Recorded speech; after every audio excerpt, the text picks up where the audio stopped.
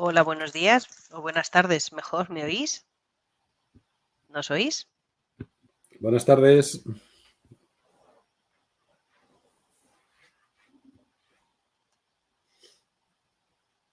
Hola, buenas tardes.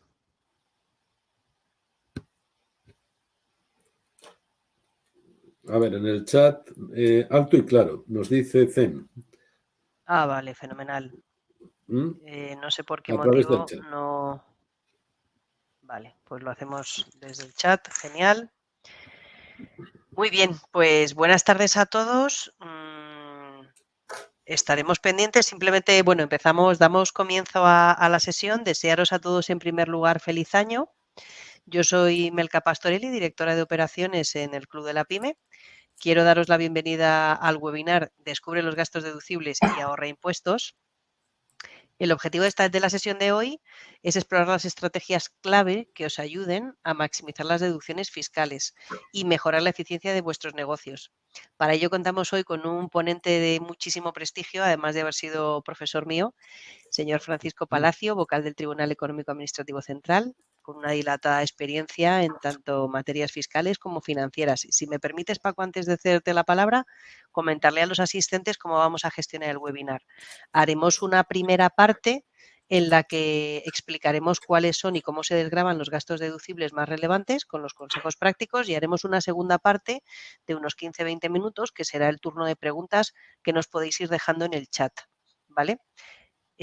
Os deseo que podáis aprovechar al máximo esta valiosísima oportunidad de tener a Paco aquí con nosotros y que la información nos sea de utilidad. Así que sin preámbulos, Paco, te cedo la palabra.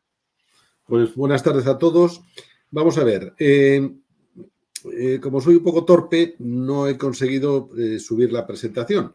Melka os la va a hacer llegar por correo electrónico para que aquellos que la queráis seguir la presentación la podáis seguir.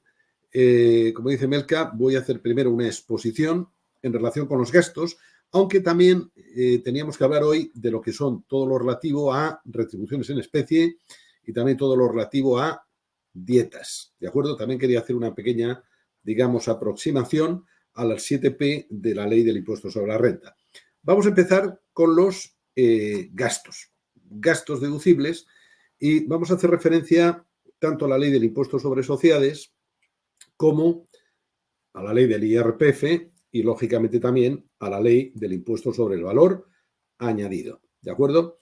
Y luego haremos también una referencia dentro de los gastos a la nota de la agencia tributaria sobre vehículos de uso mixto cedidos a los empleados. ¿De acuerdo? Bueno, vamos a empezar entonces con el tema de los gastos, y si nos vamos al artículo 15 de la ley del impuesto sobre sociedades, lo primero que, cuando un gasto es gasto en el impuesto sobre sociedades, y como consecuencia de ello, pues también estos efectos en el IRPF. Recuerden ustedes que para determinar los rendimientos en estimación directa, tanto en estimación directa normal como en estimación directa simplificada, se aplica la normativa del impuesto sobre sociedades. Pues bien, de acuerdo con el artículo 15 de la ley del impuesto sobre sociedades, para que un gasto sea deducible desde un punto de vista fiscal, tiene que cumplir, digamos, 6 condiciones. Primero, que tiene que ser verdadero, cierto y real. Segundo, hay que tener un documento justificativo suficiente. En este sentido, les recuerdo el artículo 105 y siguientes de la Ley General Tributaria, que nos dice que la factura es el documento prioritario, fíjense, prioritario para justificar un gasto. Pero recuerden que la propia Ley General Tributaria nos dice que cuando la Administración Tributaria no le quede, digamos, de un modo claro el gasto, no basta con la factura, sino que la Administración Tributaria podrá exigir que se pruebe de otro modo. ¿Cómo se va a exigir normalmente? Pues a través del justificante financiero que sea suficiente. ¿De acuerdo? Tercer lugar, para que un gasto sea gasto, tiene que estar contabilizado. Recuerden que esto es un principio básico. La contabilización. ¿De acuerdo? Para que un gasto sea gasto, condición indispensable que esté contabilizado. Recuerden solamente que hay dos excepciones, digamos, dos excepciones a este principio de contabilización del gasto, que son la libertad de amortización y la amortización acelerada. En ambos casos, aunque libertad de amortización y amortización acelerada, aunque no esté contabilizado el gasto, se permitirá desde un punto de vista fiscal. Cuarto requisito que a veces se nos olvida es que el gasto también tiene que estar devengado, tiene que estar correlacionado con los ingresos y finalmente tiene que ser un gasto que no esté expresamente calificado como no deducible en el artículo 15 de la Ley del Impuesto sobre Sociedades. Pues bien, entrando en el artículo, ahora ya concretamente en el impuesto sobre sociedades, luego nos referiremos al impuesto sobre la renta. Nos dice el artículo 15 que no tendrán la consideración de gastos deducibles, recuerden, en primer lugar, los que representen una retribución de los fondos propios, es decir, pues mire usted, un dividendo, una prima de asistencia junta, cualquier participación que tenga el socio, por su condición de tal, es un gasto no deducible en el impuesto sobre sociedades. Luego les haré referencia a alguna sentencia del Tribunal Supremo en relación con esta materia. Segundo, recuerden ustedes en el impuesto sobre sociedades que el propio impuesto sobre sociedades no es gasto. Recuerden que la contabilidad, uno de los gastos que recoge es el propio impuesto sobre sociedades. Pues bien, a la hora de hacer la declaración, el primer ajuste positivo que vamos a tener que hacer es en relación con ese impuesto sobre sociedades. En tercer lugar, no deducibles, multas, sanciones penales, administrativas, recargos de la vía ejecutiva, recargos por presentación extemporánea, pérdidas de juego. Yo la verdad es que lo de las pérdidas de juego nunca lo he entendido muy bien. No he visto ninguna sociedad en el casino, pero bueno, pérdidas de juego no deducibles. Por cierto, ¿y una ganancia de juego tributaría en impuestos sobre sociedades? Por supuesto. Bien, sigo con donativos y liberalidades. Recuerden que donativos y liberalidades no constituyen gasto deducible. Pero, aquí el artículo 15, en la letra E, establece dos matices. Primero, que si es gasto deducible, atenciones a clientes o proveedores. Recuerden ustedes que atenciones a clientes o proveedores es un gasto deducible en el impuesto sobre sociedades, pero que tiene un límite que es el 1% de la cifra de negocios del periodo impositivo. Luego les haré referencia a alguna sentencia del Tribunal Supremo donde establece esta deducibilidad. Eso sí, condicionado a su justificación. Ese es el gran problema que muchas veces vamos a tener delante de la administración tributaria, la justificación del gasto. ¿De acuerdo? Recuerden también que también son deducibles los gastos, ¿de acuerdo?, que tengamos con el personal de la empresa, ¿de acuerdo?, y que respondan a usos y costumbres, ¿de acuerdo? Pues bien, dentro de los dos primeros que hemos hablado, oiga, la cesta de Navidad es un gasto deducible que regalamos a los clientes. Pues sí, no tiene ningún problema, con el límite del 1% de la cifra de negocios. Mire usted, esa cena de Navidad o esa comida de Navidad que tradicionalmente hacemos con los empleados, ¿es un gasto deducible en impuestos sobre sociedades? Sí, sin ningún inconveniente, ¿de acuerdo?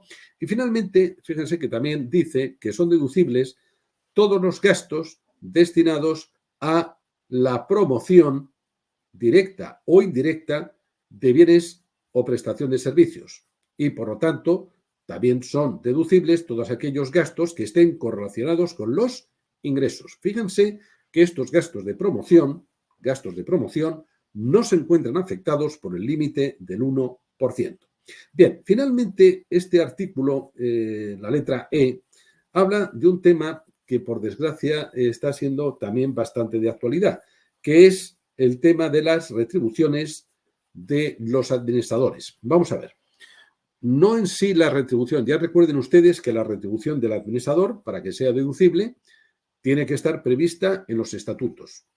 O al menos en los estatutos tiene que estar determinado cómo llegar a esa cifra de esa retribución del administrador. Eso no plantea problemas.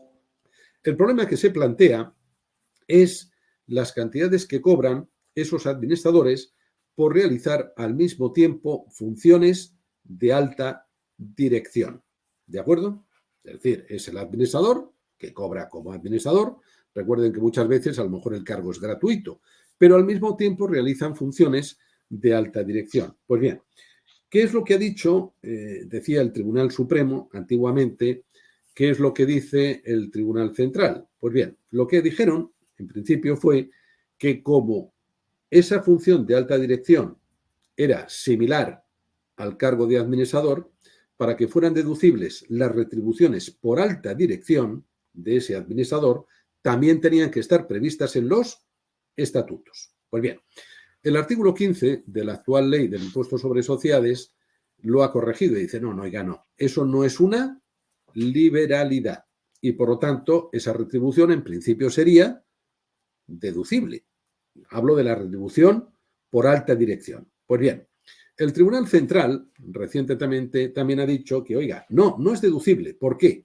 Porque si bien esa retribución por alta dirección no es una liberalidad, si no está prevista en los estatutos, de acuerdo con la normativa mercantil, sería un acto contrario al ordenamiento jurídico y, por lo tanto, también sería no deducible. Pues bien, ahora les comentaré que una muy reciente sentencia del Tribunal Supremo, muy reciente, estoy hablando de 2 de noviembre del año pasado, es decir, del año pasado, 2 de noviembre de 2023, ha establecido en el recurso 3940/2022 que dejémonos de tonterías, que toda retribución que cobre el administrador por funciones de alta dirección, oiga, siempre que esté contabilizada, responda a servicios reales y además responda a un valor de mercado, es gasto deducible y no ofrece problema de ningún tipo. ¿De acuerdo? Bien, siguiendo con el artículo 15, les decía que gastos no deducibles, pues gastos contrarios al ordenamiento jurídico. Les recuerdo que se planteó en su día la duda si los intereses de demora satisfechos a la administración tributaria eran o no deducibles. Pues bien, ya esto es un tema resuelto. Entre tanto tributos como Tribunal Central, tributos, les recojo la consulta, la 5.139 del año 2016, donde se establece la deducibilidad de los intereses de demora sin ningún inconveniente. ¿De acuerdo? Dentro de los gastos no deducibles, pues bueno, operaciones con paraísos fiscales, cuando no quede acreditado la realidad del gasto, ¿de acuerdo? O, por ejemplo, finalmente, los gastos de despido de trabajadores, ¿de acuerdo? En cuantía que exceda de 1 millón de euros. O, en su caso, el importe exento a efectos del IRPF serían no deducibles. Bien, cuando tengan a mano la presentación, verán que les he recogido 2 consultas. La primera, la 2119 del año 2020, que hace referencia a gastos de hostelería en los que incurre una entidad y dicen que es gasto fiscalmente deducible, dice, y que al ser gastos relacionados con atenciones a clientes y proveedores, esos gastos de hostelería y restauración, es un gasto deducible. Dice, eso sí, tienen el límite del 1% de la cifra de negocios. Y te dice, y en relación con la justificación documental del gasto, se trata de una cuestión de hecho que deberá acreditarse por cualquier medio admitido en derecho. Vamos a ver, para justificar estos gastos, yo aconsejo que en la factura, en esa factura que tengamos, de esa comida con clientes, proveedores, digamos el porqué de la comida, con quienes se ha comido, ¿de acuerdo? Y si tenemos algún otro medio, pues un mail o cualquier otro justificante de haber quedado en esa comida, pues sería conveniente aportarlo. Les traigo también una consulta, la 242 del año 2017, que dice que el gasto derivado de la entrega de obsequios, habla de relojes, material de enfermería, teléfonos móviles, etcétera, de escaso valor, dice con la intención de promover, en este caso era una venta de cursos, constituye un gasto de promoción que no se encuentra comprendido en los gastos de atenciones a clientes y, por lo tanto, no está sometido al límite del 1%. El que les comentaba antes, si es promoción de ventas, en ese caso no hay limitación del 1%. Vamos a ver, les traigo también otra consulta, la 625 del año 2021, que creo que es interesante y es un problema que muchas veces se les tiene lugar, y es el típico caso de socios, de acuerdo, que son administradores y que también trabajan para la sociedad. ¿De acuerdo? Vamos a ver, recuerden que la ley del IRPF, concretamente el artículo 27, cuando el socio trabaja para la sociedad, lo califica como rendimiento de actividad económica cuando se cumplan, digamos, tres condiciones. Primera, que la sociedad preste servicios profesionales. Dos, que el socio preste a la sociedad los mismos servicios que la sociedad presta a terceros. Y tercero, que el socio tenga una participación que le obligue a estar dado de alta en el RETA. ¿De acuerdo? Si se cumplen esas tres condiciones, las cantidades que perciben los socios son rendimientos de actividad económica. Si no se cumple alguna de esas condiciones, que la sociedad preste servicios profesionales, que el socio preste a la sociedad servicios profesionales y que además el socio tenga una participación que le obligue a estar dado de alta en el RETA, participación igual o superior al 33% o el 50% con su cónyuge, bueno, etcétera. En ese caso, pues son servicios que tienen la calificación de rendimientos de actividad económica. ¿Que no cumplen los requisitos? Pues son rendimientos de trabajo. Pues bien, esta consulta que les comentaba, la 625 del año 2021, se trata de una sociedad en la que hay tres socios, dos son hermanos y uno es el cónyuge de uno de ellos. Cada uno tiene un 33% de participación. Y la actividad de la entidad consiste en el comercio al por mayor de carnes.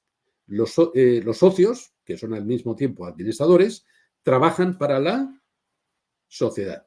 Pues bien, esta consulta lo que te viene a decir es que, mire usted, como la sociedad no desarrolla una actividad profesional, los servicios que prestan los socios a la sociedad, en este caso son rendimientos del trabajo, y que siempre y cuando respondan a un valor de mercado, de acuerdo a un valor normal de mercado, serán deducibles sin ningún problema. Echen un vistazo porque es interesante esta consulta. Bien, como les decía, les he recogido alguna sentencia más. Por ejemplo, el Tribunal Central, en relación con los gastos de los administradores, ha establecido la necesidad de que si es la Junta General la que tiene que determinar su cuantía, es decir, el estatutos, remite a la Junta General la cuantía de esa retribución, pues no puede suplirse el hecho de la aprobación por Junta por el hecho de que figuren las memorias de cuentas anuales. Hay una sentencia del Supremo que lo que viene a decir, también se la he recogido, que si es una sociedad unipersonal, no hace falta el requisito de la Junta General. ¿De acuerdo? Bien. Hay una sentencia, la 6.278 del año 2020, en la que un socio mayoritario, ¿de acuerdo?, presta servicios, que no es administrador, pero presta servicios a la sociedad. ¿Es gasto deducible? Sí, sin ningún problema. Insisto, siempre y cuando respondan a una justificación, de acuerdo, documental, y que además respondan a un valor normal de mercado. Pero, ojo, ¿qué ocurre si, digamos, la sociedad da algo al socio y el socio no trabaja para la sociedad? Ojito, estamos hablando del típico caso, no les voy a engañar, que el socio utiliza el coche de la sociedad o el socio utiliza la casa que está a nombre de la sociedad. Bien, recuerde que en ese caso el propio Tribunal Supremo ha establecido que se trata de rendimientos de capital mobiliario por la condición de socio o accionista por lo tanto, es un mayor ingreso para el socio, en concepto de rendimiento de capital mobiliario, y que para la sociedad será un gasto no deducible. ¿De acuerdo? Bien. Les he recogido alguna resolución más, por ejemplo, ¿qué pasa con el IVA regularizado en actas de inspección? ¿Es deducible o no para la sociedad? No. ¿De acuerdo? ¿O qué pasa con retenciones? Un acta de retenciones que se ha levantado a la sociedad. ¿Sería un gasto deducible? No. ¿De acuerdo? Sin embargo, finalmente les he recogido dos consultas, una derivada a gastos derivados de estafa y otra es una pregunta de Informa sobre entrega de monedas de oro como atenciones a clientes. En cuanto a los gastos derivados de estafa, ¿constituye gasto deducible? Sí, sin ningún problema. ¿De acuerdo? Nos lo dice esta consulta, la 674-2022. Y en cuanto a la entrega de monedas de oro como atenciones a clientes, fíjense qué es lo que dice el Informa, que sí, que no hay ningún inconveniente, que sea gasto deducible. Eso sí, como son atenciones a clientes, con el límite del 1% de la cifra de negocios. ¿De acuerdo? Bueno, les dejo, cuando vean la presentación, pues verán que les he recogido toda una serie de consultas, sentencias, etcétera, sobre esos gastos no deducibles. Bien, me voy ahora al IRPF. El IRPF. Vamos a ver. En el IRPF ya saben ustedes que hay una condición básica para que un gasto sea deducible en IRPF, digo, dentro de los rendimientos de las actividades económicas. Y es que los bienes tienen que estar afectos a la actividad económica. Pues bien, si nos vamos al artículo 22 del reglamento, nos dice que no se entienden afectos aquellos que se utilicen simultáneamente para actividades económicas y para necesidades privadas. Pero fíjense que introduce un concepto que luego lo veremos también en IVA. Dice, salvo que la utilización para necesidades privadas sea accesoria y notoriamente irrelevante. ¿De acuerdo? El propio reglamento te dice que es uso accesorio o notoriamente irrelevante, dice cuando se destinen al uso personal en días u horas inhábiles durante los cuales se interrumpa el ejercicio de la actividad. Fíjense que este concepto, el uso accesorio y notoriamente irrelevante, lo vamos a hacer referencia después también en IVA. Es decir, mire usted, si yo tengo la condición en IRPF para deducirme un gasto, vamos, un bien como gasto, es que esté afecto a la actividad, que no lo utilice para necesidades privadas. Y si lo utilizo para necesidades privadas, tiene que ser de forma accesoria y notoriamente irrelevante, es decir, fuera de horas de trabajo. ¿De acuerdo? Nos establece una segunda condición para que los bienes estén afectos, el reglamento, el artículo 22, y es que los bienes tienen que figurar en contabilidad. Los bienes que no figuran en contabilidad no existen en el mundo. Y luego nos establece otro concepto, que lo vamos a utilizar también en IVA, y es que, oiga, ¿y si yo utilizo un bien solo parcialmente en la actividad? Pues bien, en ese caso te dice, bueno, pues la parte que usted utilice en la actividad será gasto deducible. Pero para ello es necesario que el bien, y es otro concepto que vamos a utilizar, sea un bien de uso divisible. ¿De acuerdo? Uso divisible. Vamos a ver.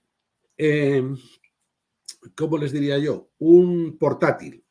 ¿De acuerdo? Un portátil es un elemento de uso divisible o indivisible. ¿Se puede distinguir? No.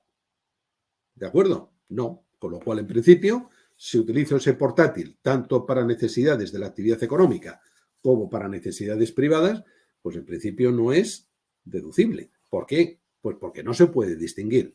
Ojo, salvo lo que hemos dicho antes, si yo el portátil lo utilizo para necesidades privadas de forma accesoria y notoriamente irrelevante, es decir, fuera de horas de trabajo, no pierde el carácter de afecto. ¿De acuerdo? Bien, pero el problema que se nos plantea en IRPF es el de los dichosos coches, el de los vehículos. ¿De acuerdo? Estamos hablando de automóviles de turismo, ciclomotores, motocicletas, aeronaves, embarcaciones deportivas o de recreo. Fíjense que lo que nos dice el artículo 22 del reglamento de IRPF es que, y esto les sonará a ustedes, es que los gastos de estos vehículos, automóviles de turismo, ciclomotores, motocicletas, aeronaves o embarcaciones deportivas, solamente es gasto deducible en IRPF cuando en IVA sea deducible el 100% del IVA. Es decir, si en IVA nos podemos deducir un 50%, en ese caso en IRPF, el gasto de estos vehículos no es deducible. Ahora bien, si en IVA es deducible el 100%, en ese caso, en IRPF, nos podremos deducir el gasto. Recuerden, ¿cuándo era deducible el 100% en IVA? Pues cuando se tratase de vehículos mixtos destinados al transporte de mercancías, esos turismos que llevan las ventanillas de atrás tapadas. Los destinados al transporte de viajeros mediante contraprestación, vehículos de autoescuelas, los vehículos de agentes o representantes comerciales, los destinados a ser objeto de cesión de uso con habitualidad y onerosidad, ¿de acuerdo? Y en definitiva, todos aquellos vehículos que por sus características solamente pueden obtener una utilización comercial. Pues bien, en esos casos el IVA es deducible el 100% y por lo tanto también será gasto deducible en renta. ¿De acuerdo? Bien, terminando en IRPF, vamos a comentar el tema de qué ocurre en aquellos profesionales que tienen, digamos, en una misma vivienda, recuerden ustedes, tanto la actividad comercial, actividad profesional, como en su caso la vivienda. Recuerden que la última modificación que hubo en la ley de IRPF es que se permite deducir el 30% de los suministros en la parte que proporcionalmente de la vivienda esté afecta a la actividad económica. ¿De acuerdo? Estamos hablando de suministros. Pues bien, vámonos ahora a IVA. Vamos a ver, en IVA, la deducibilidad la tienen ustedes básicamente en los artículos 95 y 96. Bueno, el artículo 95, lo primero que nos dice es que para que el IVA soportado en bienes y derechos, o bienes y servicios, perdón, sea deducible, tienen que estar afectos exclusivamente a la actividad. Es decir, condición, tienen que estar afectos exclusivamente. Luego lo que te dice es que para que estén afectos exclusivamente no pueden utilizarse al mismo tiempo para necesidades privadas, tienen que figurar en contabilidad. Y sin embargo, luego el artículo 95.3 nos dice que tratándose de bienes de inversión, recuerden que el concepto de bienes de inversión lo tiene en el artículo 108 de la ley de IVA, te dice que tratándose de bienes de inversión, es decir, que se utilicen más de un año, que el coste de adquisición sea superior a 3.005,06 euros, en ese caso será deducible la parte que proporcionalmente tengamos afecta a la actividad. Pues bien, aquí les voy a recordar una muy reciente resolución del Tribunal Central, muy reciente, en materia de bienes de circulante. Ya saben ustedes que la doctrina tradicional, tanto de la agencia tributaria como de la Dirección General de Tributos, es que tratándose de bienes de circulante, para que el IVA soportado fuese deducible, la condición imprescindible es que estuvieran afectos, esos bienes de circulante, estuvieran afectos exclusivamente a la actividad. Pues bien, muy recientemente el Tribunal Central ha dicho que no es necesario. Vamos a ver el ejemplo que poníamos antes. Yo tengo en la vivienda despacho profesional y vivienda. Pues bien, los suministros, el agua, la luz, el teléfono, etcétera, pues en principio la idea es que no fueran deducibles. No fueran deducibles, ¿por qué? Pues porque como son bienes de circulante, a efectos de IVA, estos suministros no constituyen gasto deducible. ¿De acuerdo? No constituyen gasto deducible, ¿por qué? Porque no estaban afectos exclusivamente. Pues bien, el central ha dicho que no, que no, que no, que no, que no. Que sí serán gastos deducibles en la parte que proporcionalmente estén afectos. En el caso de esa vivienda, pues es muy fácil. ¿Cómo podríamos llegar a determinarlo? Pues mire usted, la parte proporcional de los metros cuadrados que tengo afecta a la actividad profesional, pues esa parte proporcional de esos suministros, mejor dicho, del IVA de esos suministros, pues sería gasto deducible a efectos de IVA. ¿De acuerdo? Ahora bien, el problema que se nos plantea, lo mismo que en los bienes de inversión, es el problema de los bienes de uso divisible o uso indivisible. ¿Por qué? Porque el central ahora lo ha dicho en los gastos de circulante. En relación con los bienes de inversión lo dice la ley. Oiga, usted puede deducirse, si no están afectos completamente, la parte proporcional que esté afecta. ¿De acuerdo? Pero claro, eso es cuando se trate de bienes de uso divisible. Me explico. Ese portátil que comentábamos antes, ¿de acuerdo? O ese aparato de telefonía móvil. Oiga, ¿eso es un elemento de uso divisible o indivisible? ¿Se puede distinguir? Me temo que no, ¿verdad? Sobre todo en materia de telefonía móvil con las tarifas planas que existen hoy día. Pues mire usted, pues, como no se puede distinguir el uso, pues no se va a poder deducir. Oiga, y si se trata, por ejemplo, de un piso, sí, en ese caso no hay ningún problema, porque eso sí que es un bien de uso divisible. Podemos distinguir perfectamente, ¿eh? Perfectamente se puede distinguir qué parte de ese piso se está dedicando a la actividad empresarial o profesional y qué parte se está dedicando a vivienda. ¿De acuerdo? El gran problema es ese, el uso divisible o indivisible.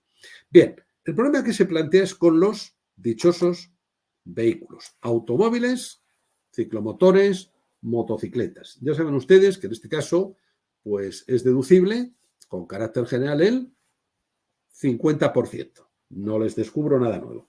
Vamos a ver, ¿por qué la actual ley habla de esa deducibilidad del 50%?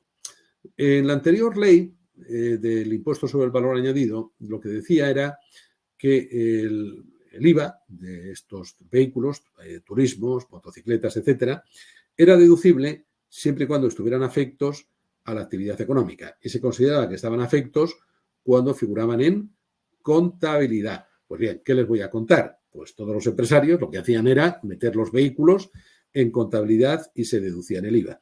Claro, llegaba la administración tributaria, la inspección, ¿y qué hacía? Se lo quitaba. Con lo cual, pues era una fuente de conflictos importante. La actual ley lo que trata de llegar es una situación salomónica. Oye, ni para ti ni para mí. Es decir, tratándose de vehículos automóviles de turismo y motocicletas, será deducible el 50%. ¿De acuerdo? Ahora bien, y es una cosa que se suele olvidar. A continuación, ¿qué dice el artículo 95? Oiga, si el contribuyente puede probar un mayor grado de utilización, lo que pruebe. Es decir, oye, si tú contribuyente puedes probar que el grado de utilización del vehículo es superior al 50%, lo que pruebes. Ojo, y al revés, si la administración puede probarte que el uso del vehículo para la actividad económica es inferior al 50%, lo que pruebe la administración. ¿De acuerdo? Que no se nos olvide que lo del 50% es una regla que puede romperse por la administración o por el contribuyente. Me van a decir, y tienen toda la razón, oye Paco, es muy difícil de demostrar ese mayor grado de utilización o por parte de la administración ese menor grado de utilización. Es muy difícil, sí, por supuesto, es muy difícil. Por eso al final esa regla salomónica del 50%. Ahora bien, recuerden que es deducible, el propio artículo 95 nos lo dice, el 100% del IVA, primero cuando se trate de vehículos mixtos utilizados en el transporte de mercancías. Vamos a ver, empiezo con esto de los vehículos mixtos porque ha habido una consulta de tributos que la ha liado un poco en relación con los vehículos mixtos. Ya saben que los vehículos mixtos, les decía, son aquellos turismos con las ventanillas de atrás tapadas. No estoy hablando de furgonetas, la furgoneta es deducible al 100%. Estamos hablando de turismos de uso mixto, ¿de acuerdo? Pues bien, en relación con estos vehículos, tributos, lo que ha venido a decir es que, vamos a ver, ¿qué ocurre, por ejemplo, con ese vehículo mixto que utiliza un pintor, donde lleva pues sus pinceles, lleva sus pinturas, lleva sus escaleras? Pues tributos llega a la conclusión de que el IVA en ese tipo de vehículos solamente es deducible en un 50%. ¿Por qué? Porque te dice, oiga, no lo está destinando al transporte de mercancías para su venta. La verdad es que Tributos ha hecho una interpretación excesivamente estricta. Hay algún tribunal económico administrativo regional que ya no está de acuerdo con este concepto de que tiene tributos y permite, en el caso de ese vehículo que decía del pintor, la deducibilidad del 100%. Pero recuerden que Tributos está siendo muy estricto y la agencia tributaria lo está siguiendo. Es decir, oiga, si son vehículos mixtos para el transporte de mercancías para su venta, entonces sí es deducible el 100%. Si no, no, sería solo el 50%.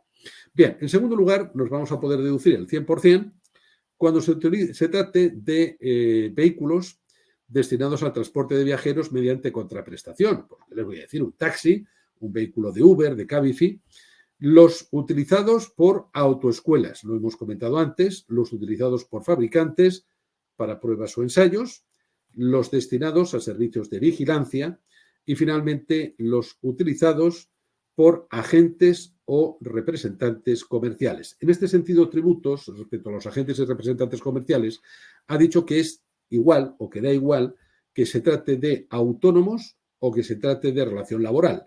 En ambos casos sería deducible el 100%. Les termino recordando que el artículo 95 nos dice que en la misma proporción que el vehículo sería deducible todos los gastos relacionados con ese vehículo, que si gasolinas, bueno, combustibles, reparaciones, aceites, mantenimiento, etcétera.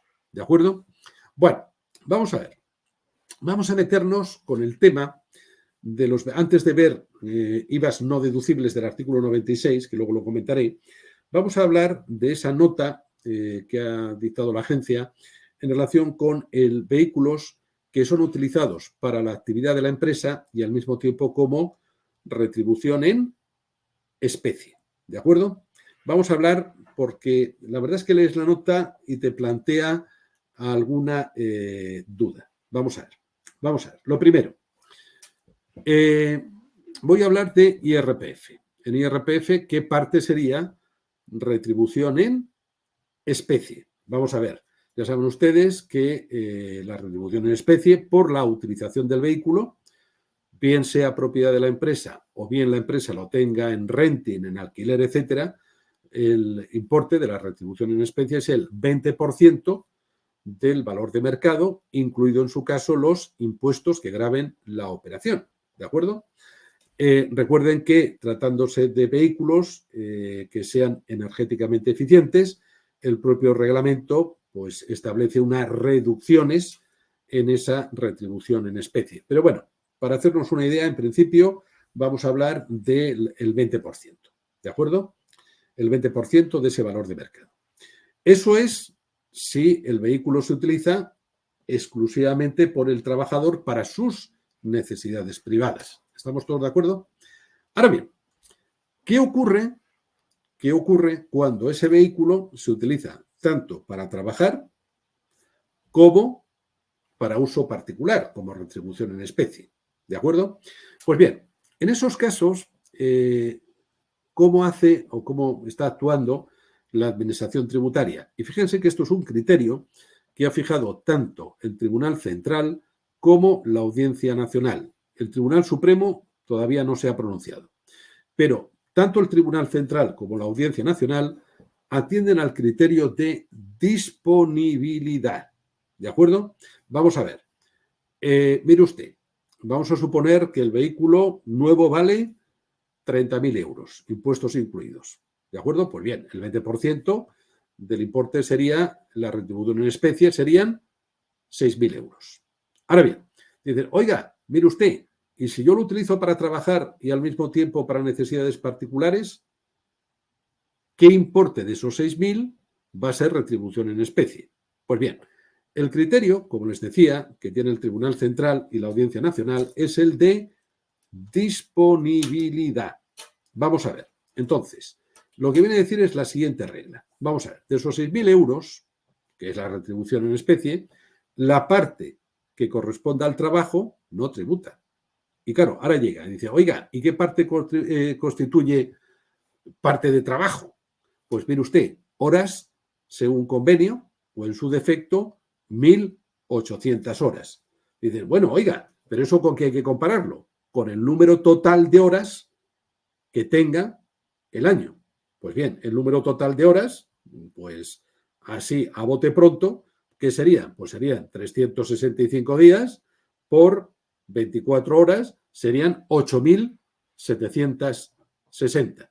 ¿De acuerdo? Pues bien, la parte correspondiente a 1.800 horas no tributa y la parte correspondiente a la diferencia sí tributa como retribución en especie. Con lo cual la conclusión que llegan los tribunales es, oiga, incluso estando dormido es retribución en especie mientras se duerme. Pues sí, porque está a disposición. Fíjense que 1.800, bueno, más o menos, u horas según convenio, sobre 8.760, ¿de acuerdo? Es aproximadamente un 20%. 1.800 sobre 8.760 es aproximadamente un 20%. Con lo cual, ¿qué conclusión llegan los tribunales? Que de esos 6.000 euros de ese vehículo que se utiliza tanto para trabajar como para necesidades privadas, solamente se utiliza para trabajar un 20%. Por lo tanto, de los 6.000 euros, un 20%, 1.200 euros, no sería retribución en especie y solamente sería retribución la diferencia, es decir, 4.800. Hasta ahí, claro, cuál es, cómo se calcula la administración tributaria lo que es la retribución en especie, es decir, cuando se utiliza para trabajar y para necesidad privada. ¿Hasta ahí de acuerdo? Aproximadamente el 80% se considera retribución en especie. Pues bien, y ahora les recuerdo lo que decía el artículo 95.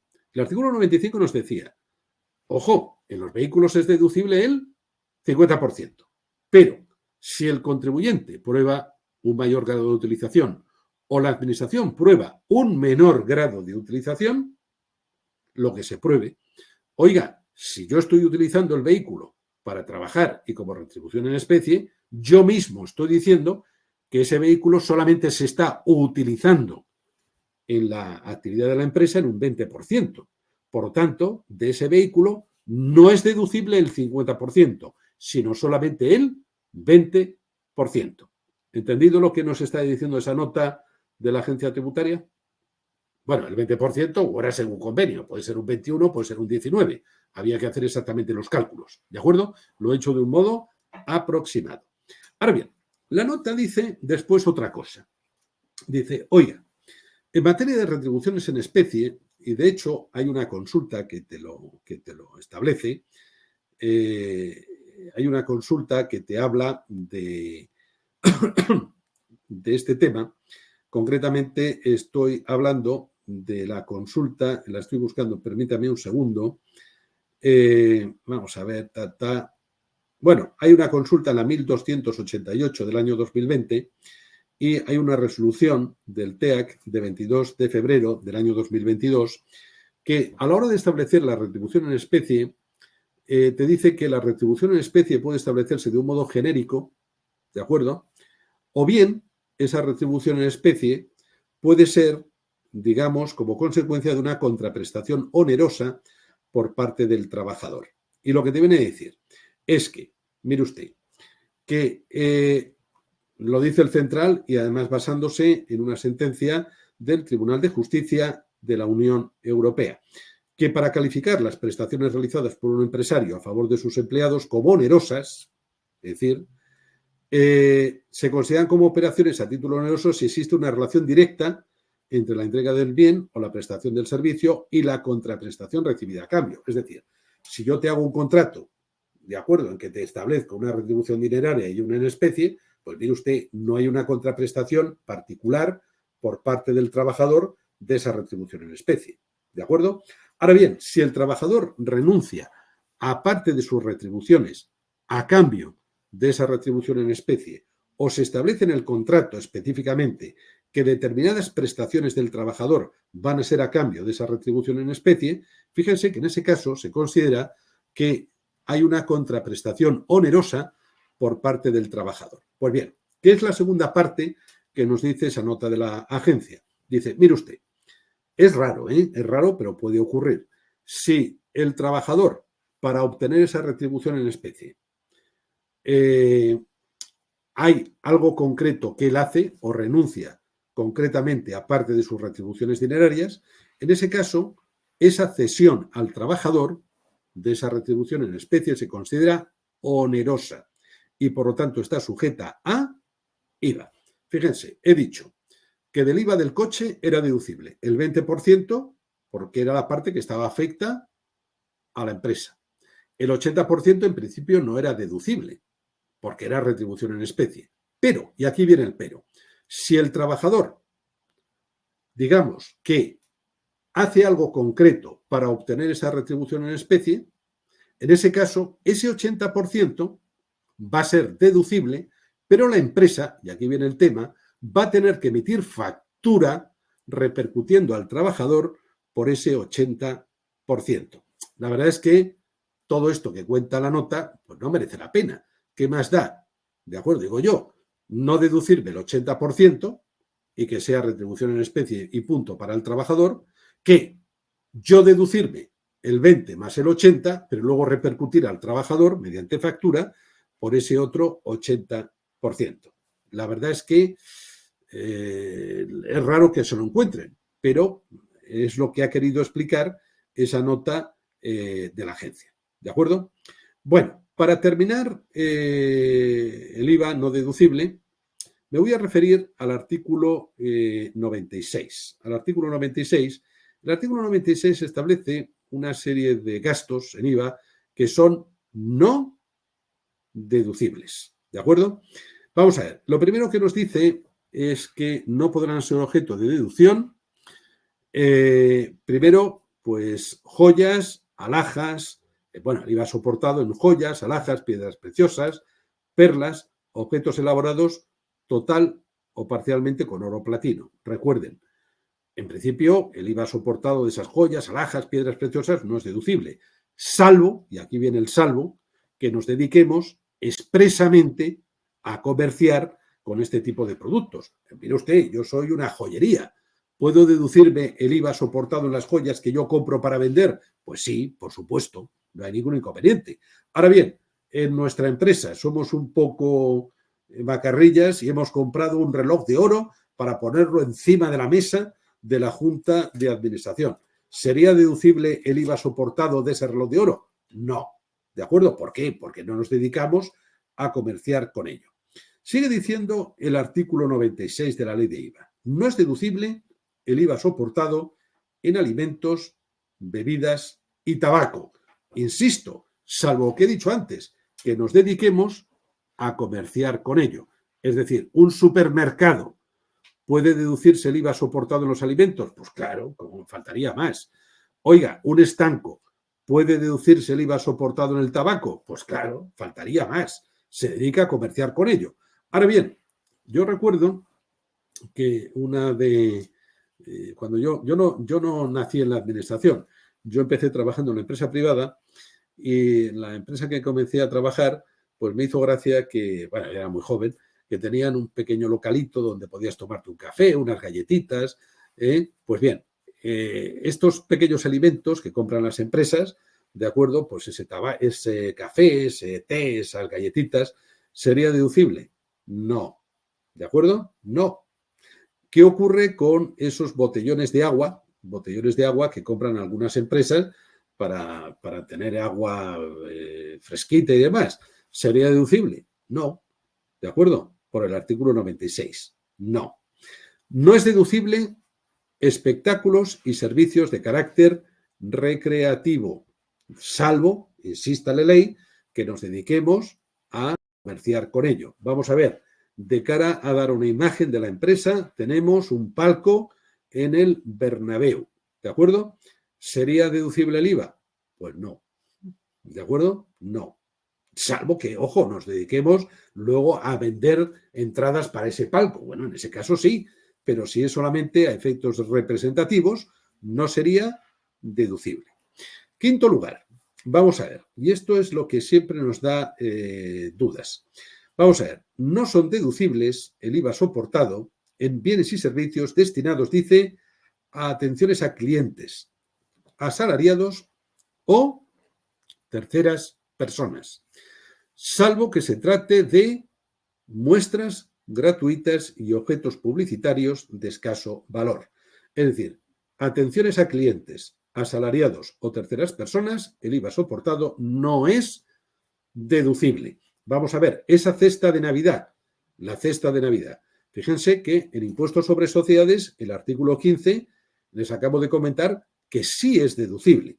Esa cesta de Navidad como atención a clientes. ¿De acuerdo? ¿Deducible? Sí, sin ningún inconveniente.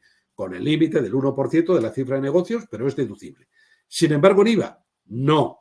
¿De acuerdo? Oiga, entonces, todo el IVA que pago de esa cesta, pues bien, es un mayor gasto, ¿de acuerdo? Pues no es deducible en IVA, pero lo será a efectos del impuesto sobre sociedades. ¿De acuerdo? Bien, y luego nos vamos al punto sexto, que ese es el que la lía del todo, cuando dicen que no serán deducibles, fíjense, los gastos de desplazamiento, viajes, hoteles y restaurantes, cuando, es decir, el IVA de esos hoteles, restaurantes, viajes, es deducible, cuando a su vez sean gasto deducible en el IRPF o en el impuesto sobre sociedades. ¿De acuerdo? Vamos a ver. Gastos por desplazamientos del personal. ¿De acuerdo? Hemos tenido desplazamientos del personal, comidas, porque han tenido que hacer viajes de trabajo. ¿Es deducible en impuestos sobre sociedades? Sí, perfectamente. El viaje, el hotel, el restaurante. Oiga, y al ser gasto en impuestos sobre sociedades, ¿el IVA es deducible? Sí, sin ningún problema. Oiga, hemos invitado a comer a unos clientes. ¿Es gasto deducible en el impuesto sobre sociedades? Hemos visto que sí. Pues bien, y en IVA también. Pero ojo, solo tratándose de viajes, hoteles y restaurantes. Si se trata de cualquier otra cosa, la cesta de Navidad que estábamos comentando antes, o cualquier otra cosa, ahí será gasto en sociedades, pero no lo va a ser en IVA. En IVA solamente es deducible hoteles, restaurantes y viajes, cuando a su vez sean gasto en impuestos sobre sociedades. ¿De acuerdo? Bueno, esto en relación con los gastos. ¿De acuerdo? En relación con los gastos. Pues bien, en materia de otro tema que teníamos que tratar hoy, era el tema de las retribuciones en especie. Retribuciones en especie. Y antes de continuar, recuerden ustedes que el artículo 17 de la ley del IRPF nos establece el concepto de rendimientos del trabajo y del artículo 17 nos dice que son rendimientos del trabajo tanto las retribuciones dinerarias o en especie. El artículo 42 de la ley del IRPF nos dice que son retribuciones en especie la utilización, consumo u obtención, fíjense, para fines particulares de bienes o derechos de forma gratuita o por precio inferior al normal de mercado. ¿De acuerdo? Por lo tanto, retribución en especie es en aquellos casos en que hay utilización para fines particulares de bienes o servicios de forma gratuita o por precio inferior al de mercado. He recogido dos consultas, la 3.448 del 2020 y la 3.143 del 2021, que vienen a aclarar ese tema de la retribución en especie. Y te dice, en aquellos casos en que la empresa se limita a abonar a un tercero una cantidad por cuenta y orden del empleado, es decir, la empresa paga a un tercero por orden del empleado, esos son retribuciones dinerarias. Ahora bien, si los pagos realizados por el empresario a un tercero es en cumplimiento de compromisos asumidos con los trabajadores, ya sea en convenio o en el propio contrato, es decir, que la empresa está obligada a suministrar ese bien o derecho o servicio al trabajador, en ese caso son retribuciones en especie. ¿De acuerdo? Pues bien, supuestos concretos de rendimientos de trabajo, pues les he recogido como específicos, pues cursos, conferencias, seminarios, retribuciones de miembros de consejos de administración, ¿vale? Pensiones compensatorias al excónyuge, becas no exentas. Ahora bien, un tema que en la práctica a ustedes no les descubro absolutamente nada, pero a los clientes muchas veces les crea auténticos problemas, o por lo menos yo, los amigos últimamente que se están jubilando, es el tema de los planes de pensiones. Evidentemente, si la empresa te aporta a un plan de pensiones, eso es una retribución en especie. Pero yo me refiero al caso es que cuando se cobra el plan de pensiones. Ya saben ustedes que es una faena. Mientras estoy aportando al plan de pensiones, reduce la base imponible. Pero cuando lo cobro, ese plan de pensiones es un rendimiento del trabajo. ¿De acuerdo? Bien sea de forma única, bien en forma temporal. Bueno, rendimiento del trabajo. Bien, yo lo que les quería comentar es que ¿qué ocurre cuando una persona que tiene un plan de pensiones fallece? ¿De acuerdo? Fallece sin haber cobrado el plan de pensiones. Este plan de pensiones pues se va a cobrar por sus herederos. ¿Estamos todos de acuerdo? Pues bien, los herederos, ¿cómo van a tener que declarar ese plan de pensiones que cobran de la persona que ha fallecido? Pues bien, lo saben ustedes. Lo van a tener que declarar no por sucesiones, lo van a tener que declarar como rendimiento de trabajo en la propia declaración del heredero, lo cual, claro, les sienta fatal. ¿Por qué? Porque todo el mundo, sobre todo en la Comunidad de Madrid, que ya saben ustedes que tenemos una bonificación en sucesiones del 99%, pues claro, todo el mundo piensa, cuando cobro el plan de pensiones de papá, de mamá o del abuelo, de quien sea, dice, con eso está, no voy a tributar por la bonificación del 99% en sucesiones. Claro, cuando les dices, oye, no, chato, que eso tiene que tributar como un rendimiento de trabajo en tu declaración y que te van a meter un cuerno importante, pues la verdad es que se ponen de los nervios. Pero bueno, es lo que hay. Bueno, dentro de las retribuciones en especie me gustaría hacer referencia a supuestos que no tributan, supuestos de rentas en especie que no tributan y que están dando lugar en algunas ocasiones a retribuciones flexibles, es decir, cambios en la forma de retribuir para evitar o para conseguir una menor tributación. Ya saben ustedes que el artículo 42 nos establece que no tributan como rentas en especie los seguros de accidente laboral y responsabilidad civil del trabajador y que tampoco está sujeto los cursos de formación profesional. El artículo 42 te declara exentas como rentas en especie los vales comida, los servicios de guardería, el seguro de asistencia sanitaria, el transporte colectivo al centro de trabajo o la entrega de acciones o participaciones a los trabajadores. Pues bien, vamos a ver. En primer lugar, y en cuanto a los cursos de formación, que hemos dicho que están no sujetos, para estar no sujetos, los cursos de formación tienen que dirigirse a la capacitación o reciclaje del personal, ¿de acuerdo? Tienen que estar financiados totalmente por la empresa, No cabe financiación parcial. Es decir, si yo voy a hacer un curso, yo me pago parte y otra parte me lo paga la empresa, eso no es retribución en especie, eso sería una retribución dineraria y estaría sometido a tributación. Para ser retribución en especie y además que no tribute, que esté no sujeto, primero la empresa me lo tiene que financiar en su totalidad la empresa. Que además la finalidad del curso sea la actualización, capacitación o reciclaje y que además los estudios vengan exigidos por el desarrollo de las actividades o características de los puestos de trabajo. Es decir, si yo trabajo en una asesoría fiscal y la empresa me paga un curso que les diría yo de cocina, pues evidentemente el curso de cocina pues será muy interesante, pero no es necesario para el desarrollo de mi actividad laboral y, por lo tanto, sería un curso que estaría sometido a tributación como retribución en especie. ¿De acuerdo? Vales comida. Ya saben ustedes que los vales comida hasta 11 euros al día están exentos. ¿Qué condiciones establece el reglamento? Pues bien, que la prestación del servicio sea en días hábiles, ¿de acuerdo? Que los vales de comida estén numerados, sean nominativos, figura la empresa emisora y el importe nominal, que los vales sean intransmisibles y que la cuantía no consumida en un día no pueda acumularse a otro día, que no pueda obtenerse el reembolso de los vales. Ahora bien, novedoso, recuerden que con independencia de que el servicio se preste en el propio local o fuera de este.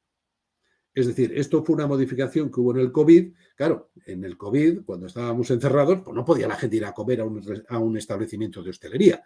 En ese caso se planteó la duda de, oiga, ¿y si yo pido para que me lo traigan a casa?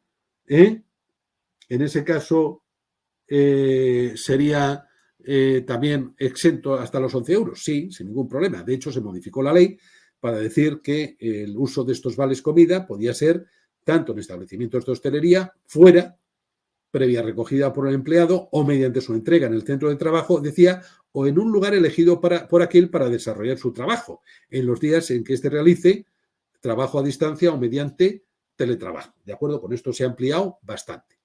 Bien, guardería. Recuerden que está exento el servicio de guardería para el primer ciclo de educación infantil. Da igual que se realice en los locales de la propia empresa o que la empresa contrate con terceros debidamente autorizados. Asistencia sanitaria. Vamos a ver, la asistencia sanitaria está exenta siempre que la cobertura de la enfermedad alcance al propio trabajador, cónyuge y descendientes. Recuerden que las primas satisfechas no exceden de 500 euros anuales por persona o 1.500 tratándose de personas con discapacidad. Muy interesante una consulta del año 14, la 1168 del año 14, que dice que no se establece ningún límite en función de la edad de los descendientes, que incluirá a hijos, nietos, bisnietos, ni se establece requisito alguno en referencia a que estos perciban o no ingresos. Por lo tanto, esta asistencia sanitaria exenta alcanza al cónyuge y descendientes, cualquiera que sea el descendiente y cualquiera que sea su edad, ¿de acuerdo? Independientemente de que obtengan o no ingresos, ¿de acuerdo?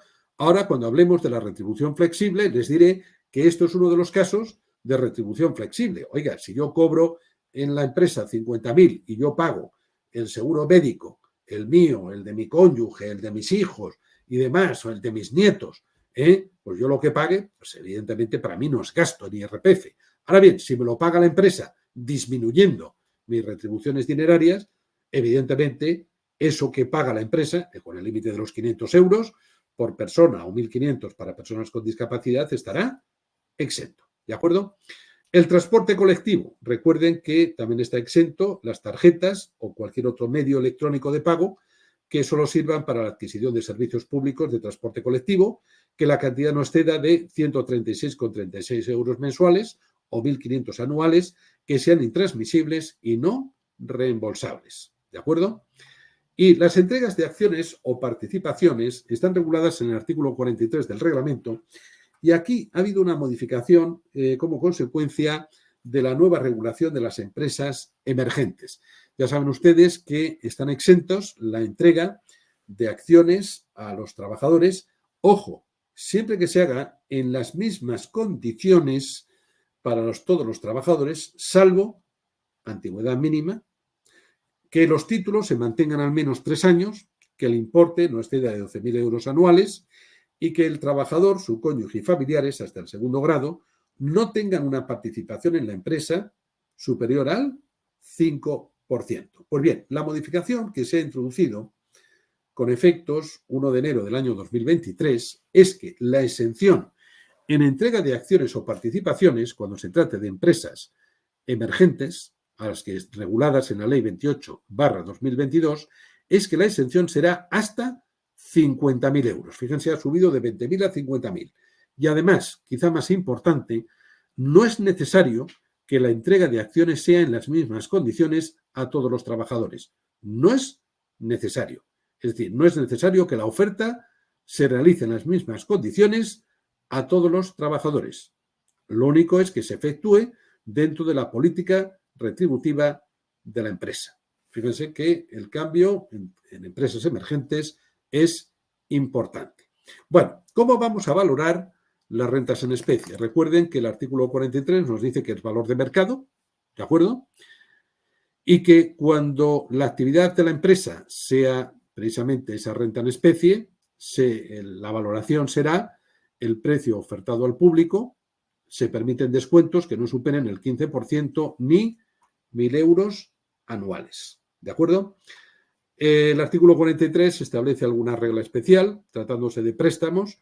Recuerden que retribución en especie será la diferencia entre el interés legal, hoy día el 3,25%, y el interés pactado, ¿de acuerdo?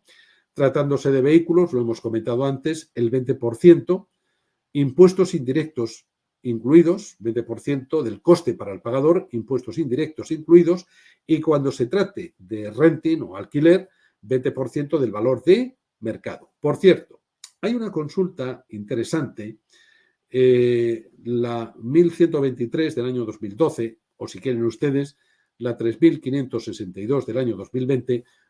Todas estas consultas que les estoy comentando las tienen también en la presentación, ¿de acuerdo? Por lo tanto, no tomen nota. Pues bien, esta consulta lo que debería decir es que el 20%, esa retribución en especie, que hemos calculado el 20% del valor de mercado, recuerden que incluye seguros, impuestos, gastos de mantenimiento, que no constituyen una retribución en especie independiente. Es decir, dentro del 20% es la utilización del coche y todo lo que rodea al coche, salvo carburantes, gasolinas. Las gasolinas, si la empresa la paga aparte, sería otra retribución en especie. Pero si la empresa nos paga el seguro, nos paga el mantenimiento, el lavado del coche, el parking, da igual, todo eso va incluido dentro del 20% de esa valoración del vehículo. Recuerden que el artículo 48 bis, lo he comentado antes, del reglamento de IRPF establece unas reducciones hasta del 30% cuando se trate de vehículos energéticamente eficientes. ¿De acuerdo? Bien, vivienda. Aquí hay que distinguir la retribución en especie, vivienda, según sea propiedad de la empresa o sea alquilada. Si es propiedad de la empresa, recuerden que la retribución en especie es el 10% del valor catastral, el 5% si el valor catastral ha sido revisado en los últimos 10 años, y si no hay valor catastral, pues va a ser el 5% del 50% del mayor de dos valores, valor de adquisición o valor comprobado por la administración. En todo caso, importante, la valoración de esta retribución en especie por uso de vivienda, propiedad de la empresa, no puede exceder del 10% de las restantes contraprestaciones de trabajo. Ahora bien, oiga, ¿y si es alquilada? Pues en ese caso se calcula, como hemos dicho, aplicando las normas establecidas para cuando sea propiedad, pero con un mínimo. Y el mínimo es el importe satisfecho por la empresa en caso de arrendamiento. ¿De acuerdo? Bien, como les comentaba, el tema de la retribución flexible, y era que en determinados casos pues puede ser conveniente sustituir retribuciones dinerarias por retribuciones en especie.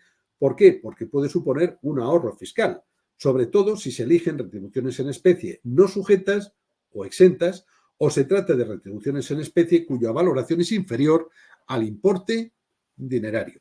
Ahora bien, muy interesante una consulta, la 3448 del año 2020, que viene a decir que para convertir o para hacer retribución flexible, convertir retribuciones dinerarias en retribuciones en especie, es necesaria la novación del contrato, es decir, hay que hacer un nuevo contrato donde se establezca la obligación de satisfacer esas rentas en especie. Bueno, les he puesto a continuación toda una serie de ejemplos, ¿de acuerdo?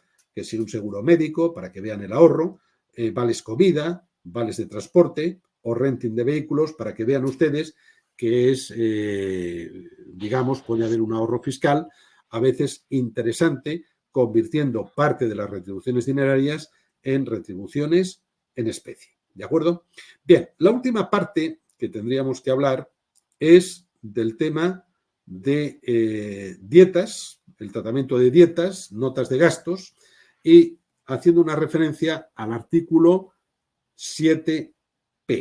El artículo 7P de la ley de IRPF, saben ustedes que regula la exención por rendimientos de trabajo percibidos por trabajos efectivamente realizados en el extranjero. Saben ustedes que esa exención puede llegar a los 60.100 euros. ¿Cuáles son las condiciones para gozar de esa exención?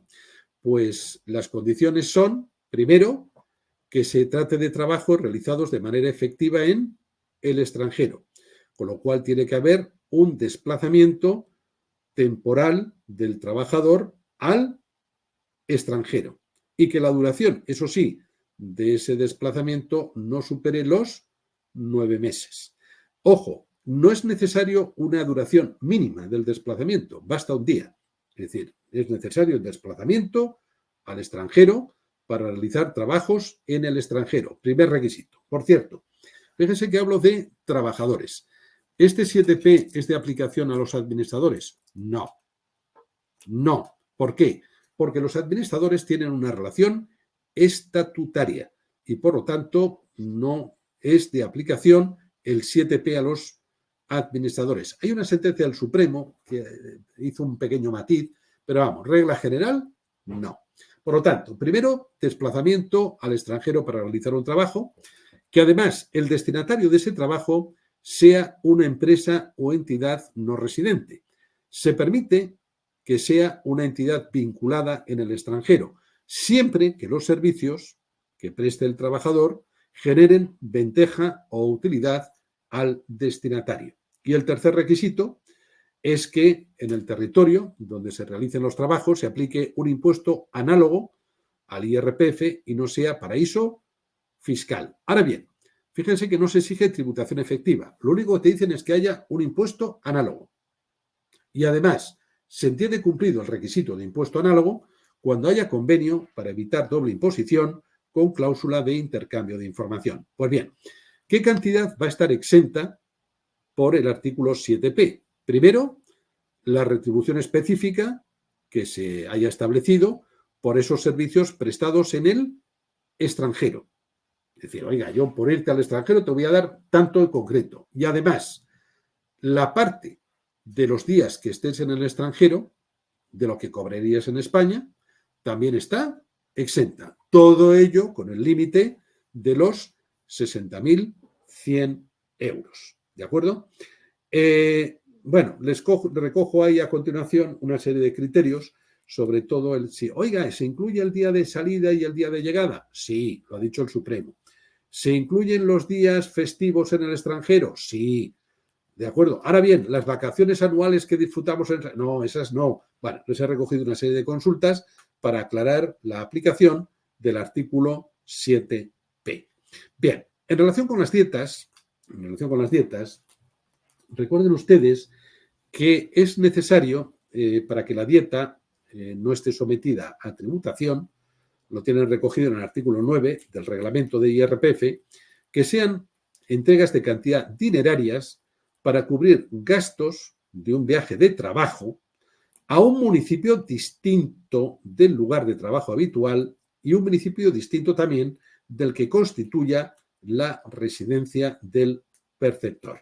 Recuerden ustedes que el trabajador deberá entregar los justificantes de gasto al pagador y se quedará con una copia de los gastos de locomoción y estancia, y que si el trabajador anticipa el importe del gasto, que después es resarcido por la empresa, no es dieta, es un gasto del pagador y el trabajador deberá entregar los justificantes del gasto con los datos del pagador.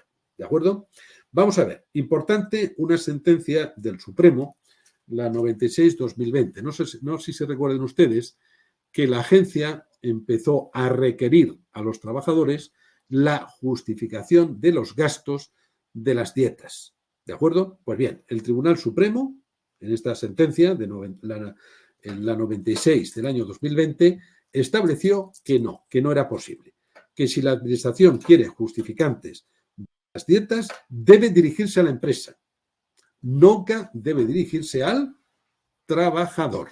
¿De acuerdo? Por lo tanto, si eso yo creo que se ha cortado radicalmente por la agencia, pero en un primer momento lo que se dirigía a los trabajadores, oiga, justifíqueme usted que las dietas que le han pagado están exentas, no tributan. Tráigame usted los justificantes del desplazamiento, el por qué se ha desplazado, tráigame usted el hotel, o no sé qué. Y claro, ¿qué es lo que ha dicho el Supremo? Que ni en broma, que si usted quiere todos esos datos, hablo de la inspección, bueno, la administración tributaria, diríjase usted a la empresa, pero no se dirija usted al trabajador. ¿De acuerdo?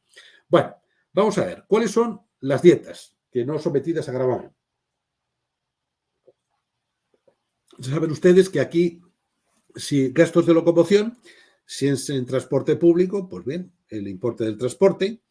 En materia de vehículo de uso propio, aquí se ha mejorado. Ya saben ustedes que estaba en 0,19 euros kilómetro y que el mes pasado se ha subido a 0,26 euros kilómetro. Se ha mejorado un poquito. También estarán no sometidos a tributación, además los gastos de peaje y aparcamientos justificados. En cuanto a los gastos de estancia, el hotel, pues lo que se justifique, y manutención, es decir, dinero que damos al trabajador y que no es necesario justificar y no sometido a tributación, si es con pernocta, 53,34 al día, si es en territorio nacional, y si es sin pernocta, recuerden que son 26,67 en territorio nacional. Tratándose de desplazamientos al extranjero, pues lo de locomoción, lo mismo. Transporte público, lo justificado, si es en vehículo propio, 0,26 euros kilómetro. Estancia hotel justificado y pernocta, sin necesidad de justificar, 91,35 al día, o sin pernocta, 48,08. Junto a esta regla general, la ley establece una serie de reglas especiales. Oiga, ¿qué ocurre en caso de desplazamiento con destino en el extranjero? Ojo, para que el desplazamiento se entienda con destino en el extranjero tiene que ser superior a 9 meses. Pues bien, en esos casos no va a estar sometido a tributación todo el exceso de retribuciones que se perciban respecto a las que se cobrarían de hallarse destinados en España. Ahora bien, esta regulación del artículo 9A3B del reglamento, recuerden que es incompatible con el artículo 7P. Es decir, oiga, obtiene usted la exención por trabajos en el extranjero, 7P, con el límite de los 60.100, o puede usted acogerse al 9A3B del reglamento de IRPF. Es decir, todo lo que cobre sobre lo que cobraría en España por su destino en el extranjero está no sometido a tributación, o uno u otro. Lo que sí es compatible, que se me ha olvidado decir antes, era el 7P con las dietas. Lo ha reconocido la propia Dirección General de Tributos. Ahora bien, otras dietas que no están sometidas a gravamen, por ejemplo, serían por traslado de puesto de trabajo. Oye, me han trasladado a otro puesto de trabajo, a otro municipio distinto. Pues bien, recuerden ustedes que gastos de locomoción y manutención del contribuyente y su familia y gastos de mudanza pues están no sometidos a tributación. ¿De acuerdo? Les he puesto algún ejemplo. Conductores de vehículos destinados al transporte de mercancías por carretera. Recuerden, 15 euros si hay desplazamientos dentro del territorio nacional, 25 si son desplazamientos en territorio extranjero. Hay reglas especiales que las he recogido en la presentación para personal de vuelo, de compañías aéreas, de centros de trabajo móviles, de relaciones laborales de carácter especial, de miembros, de jurados o de mesas electorales. Recuerden que las cantidades que se cobren no están sometidas a tributación. ¿De acuerdo? Bueno, les he puesto un ejemplo para que vean todo el 7P y todos estos gastos.